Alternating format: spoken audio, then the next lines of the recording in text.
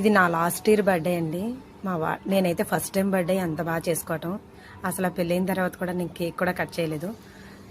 ఒక సంవత్సరం అనుకుంటారు అమ్మగారు, అంటే మా ఫ్రెండ్ తెలుసు కదండి, తనైతే గోదావరి గట్టుకి వెళ్ళినప్పుడు తను కట్ చేయించింది. నెక్స్ట్ టైం ఇంతమందిలోని అంటే వీళ్ళందరూ చాలా సరదాగా ఉంటారండి. మా వాళ్ళందరూ బ్యాచ్ అందరూ చూడండి ఒకసారి.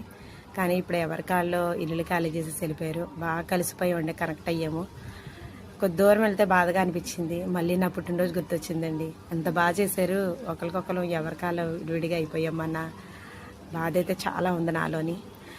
ఆ సంవత్సరం చేసుకున్నట్టుగా నేను ఏ సంవత్సరం కూడా అంత హ్యాపీగా లేనండి. అసలు పుట్టినరోజు చేసుకున్నాను, కానీ మళ్ళీ ఇలాంటి మధుర జ్ఞాపకాలు మళ్ళీ వస్తాయో రావా అన్నది నేను ఫోటోల ద్వారా పెడుతున్నాను. వీళ్ళందరూ మా బ్యాచ్ వాళ్ళండి, చాలా సరదాగా ఉండేవాళ్ళం. ఎక్కడెక్కడి నుంచి వచ్చినా అందరం కూడా కనెక్ట్ అయ్యి బాగా కలుసుకున్నాము. చిన్న చిన్న అపార్థాలు వచ్చినా మళ్ళీ మాట్లాడుకునేవాళ్ళము. కానీ చాలా హ్యాపీగా అనిపించేదండి. వీళ్ళ లైన్ లోటైతే బాగా తెలుస్తుంది. మీకు ఈ వీడియో కనుక నచ్చితే లైక్ చేయండి, షేర్ చేయండి, సబ్స్క్రైబ్